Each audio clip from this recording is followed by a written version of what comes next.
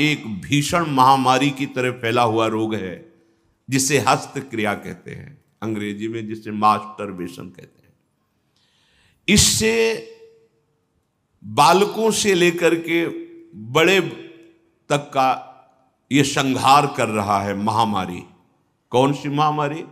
ये हस्त मैथुन, ये हस्त क्रिया। इससे बढ़कर नाशकारी कोई रोग नहीं है। बहुत ध्यान देने योग्य बातें हैं। आज शर्माया जाता है बातें अपने बच्चों से पूछने में या अपने शिष्यों को उपदेश देने का यही समय नहीं है। उपासना की नींव तो मजबूत होनी चाहिए, तब तो उपासना का मैल खड़ा है। कैसी बातें कर, क्रियाएं कर रहे हो, तुम्हें शर्म नहीं आ रही, गंदे आचरणों में उतर रहे, शर्म नहीं आ रही, और उनका निवारण कैसे होना है इस बात के सुनने और बोलने में तुम्हें शर्म आ रही, कैसी मूढ़ता छा रही। ये कराल काल के पंजे में फंसा करके जीवित रहने पर भी मुर्दे के समान कर देता है। ये बड़ा दुर्भाग्य हो रहा है कि आज हमारी समाज इससे पीड़ित होती चली जा रही है। हितधाम में सायंकाल के समय कुछ समय चर्चा होती थी, तो जो पुराने हैं उनको याद होगा, 70-75 वर्ष के उन्होंने माइक में कहा था कि पूर्व बचपन की अभ्यास आज तक नहीं छूट पा रही, मुझे बचा लो। बड़ा आश्चर्य हुआ था कि इतना समय जब इस ब्रह्मचर्य के विषय में चर्चा हुई, उन्होंने सुना, तो वो चूंकि कहीं ना कहीं पवित्रता हृदय में थी, तो बोल पड़े माइक में खड़े होके कि इतनी आयु है पर मैं ऐसी गलती आज भी करता हूं, अब मुझे बचा लो। इस महारोग का आना सहज है, पर इससे पिंड छुड़ा लेना बहुत ही कठिन है। किसी डॉक्टर की ना किसी दवा की कोई सामर्थ्य नहीं इसको छुड़ा सके। बहुत गौर से सुनना। और प्रायः इसको बहुत हल्के में लेकर के अपने जीवन को नष्ट किया जा रहा है। ये सबसे बड़ी क्रूरता अपने साथ तुम कर रहे हो यदि हस्त क्रिया के द्वारा अपनी जीवनी शक्ति को नष्ट कर रहे हो। आपकी नस नाड़ियों से जीवनी शक्ति निचुड़ रही है, ये तुम्हारा नाश कर देगी। इस क्रिया से जितनी हानि उठानी पड़ती है वो हम वर्णन नहीं कर सकते। ये अनिष्टकारी क्रिया खिलवाड़ में सीख जाते हैं बच्चे। एक 13 वर्ष का बच्चा, कुछ चिन्ह होते हैं जो पहले से गुरुजनों की कृपा साधन करने पर परिचय में आ जाते हैं कि ये स्त्री सहवास से वीरपात हुआ है या हस्त मैथुन से हुआ है। देखा, पहले तो मना किया नहीं, फिर जब और जोर दिया कि भाई इसमें तुम्हें लाभ मिल जाएगा अगर आप स्वीकार कर लो। हाँ, दिन में 3-3, 4-4 बार बच्चों का काम खिलवाड़, उनको खिलवाड़ लग रहा है। ऐसा लग रहा है कि बहुत अच्छा मार्ग मिल गया जिससे हम सुखी हो जाएंगे। दुर्दशा ये हो गई कि 13 और 14 वर्ष का बच्चा वो इतने बड़े रोग से ग्रसित हो गया कि लव शंका करते ही जो महान शक्ति उसका पतन। अब न भजन में रुचि, न किसी सेवा में रुचि। पागलों जैसी बात। तुमको समझाया जी, क्या स्मृति का लोप हो रहा है, कोई उत्साह नहीं, एक जीवन मृत तुल्य बच्चा है यार, बच्चा, जहां कहीं कोई गुंजाइश नहीं। जैसे अग्नि के ऊपर चला जाए तो कैसे चला जाएगा, एकदम पैर ऐसे ये अवस्था किशोर अवस्था है। ब्रह्मचर्य पूर्ण जीवन, एकदम उछलता हुआ जीवन, तेज। कैसा भी कोई हो, किशोर अवस्था बड़ी सुंदर अवस्था होती है, प्रकाश आता है क्योंकि उस समय तक गलत संबंध। आज तो किशोर अवस्था प्रारंभ होने से ही ये दुर्दशा, मोबाइल, कुसंग, ये सब बहुत नष्ट कर रहा है। इसे खिलवाड़ समझा जाता है।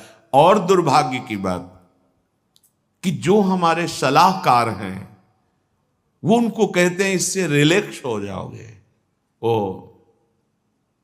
अंग्रेजी का शब्द है वो, हाँ, कौन सा, जो भी स्टेशन हो फ्रस्ट्रेशन, बोले उससे मुक्त हो जाओगे।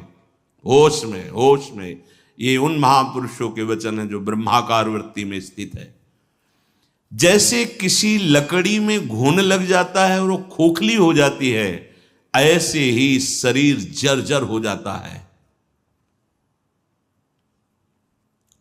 बहुत बहुत सावधानी की जरूरत है। ये मतलब इस हस्त क्रिया के द्वारा आगे चल करके वो नितांत नपुंसकता को प्राप्त हो जाता है। नशों में ऐसा दौर्बल्य, ऐसी कमजोरी आ जाती है कि सहवास के लिए सोचा मात्र खत्म हो गया। सहवास की योग्यता खत्म हो जाती, गृहस्थ मार्ग में चलने लायक नहीं रहता, संतान उत्पन्न करने की सामर्थ्य नहीं रहती। बहुत सावधानी की जरूरत है। इसे खिलवाड़ मत समझो। किसी भी औषधि में, किसी भी डॉक्टर में कोई भी ऐसा उपाय नहीं है जो इसे छोड़ सके। आपकी स्वीकृति ही एकमात्र है, सत्संग ही एकमात्र है, भगवत चिंतन, भगवत कृपा ही एकमात्र उपाय है कि इस महान रोग से, और ये वायरल की तरह फैल रहा है, जैसे कोरोना वायरल नहीं था ऐसे फैल रहा है। छोटे छोटे बच्चे जो अभी जानते भी नहीं, वो इतने से संस्कार पड़ रहा है, अच्छा लग रहा है। अब वो जीवन भर, अगर अभी तो नहीं, अभी सुधर जाए, नहीं जीवन भर नहीं रोक सकता, नहीं रोक सकता। या तो सद्गुरु कृपा हो जाए और बहुत शासन हो और वो स्वयं उस शासन को स्वीकार करे तो निकल सकता है, नहीं बड़े बड़े इस महामारी से नहीं निपट सकते। इसके लिए कोई इंजेक्शन नहीं तैयार हुआ अभी तक कि आप जाओ रोग खत्म।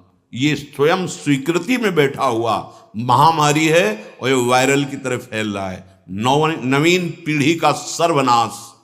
और कुछ महानुभाव ऐसे हैं कि इसको बता रहे हैं तो नेचुरल है, ये स्वाभाविक है, प्राकृतिक चलता है, ये कोई, अरे तुम सर्वनाश को तुमसे प्राकृतिक बता, स्वाभाविक बता रहे हो।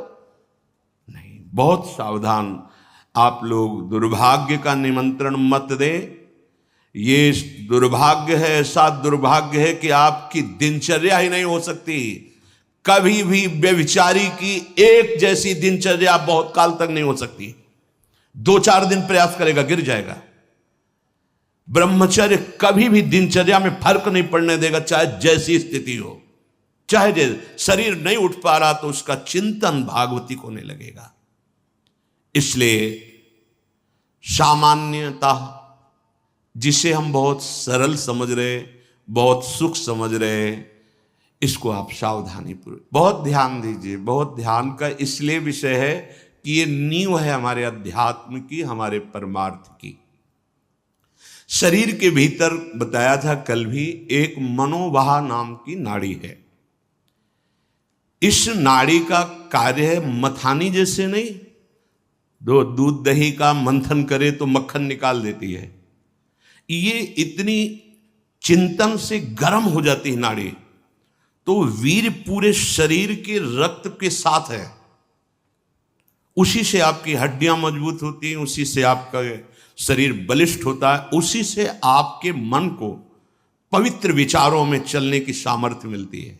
ये जो कहते हैं ना कि हम नहीं चल पा रहे हैं, हम भजन नहीं कर पा रहे हैं, आप कमी को पहचानिए। शरीर के भीतर जो मनोवाह नाम की एक नाड़ी है, ये मंथन कार्य करती है। जे ही आप कामासक्त हुए, चिंतन किए, तो पूरे शरीर से, जैसे दही के मंथन से वो घृत निकाल ले, वैसे ये मनोवाह नाड़ी काम करती। वो पूरे शरीर की नस नाड़ियों से आपके जो वीर शक्ति उसको एकत्रित कर लेती है। चाहे शरीर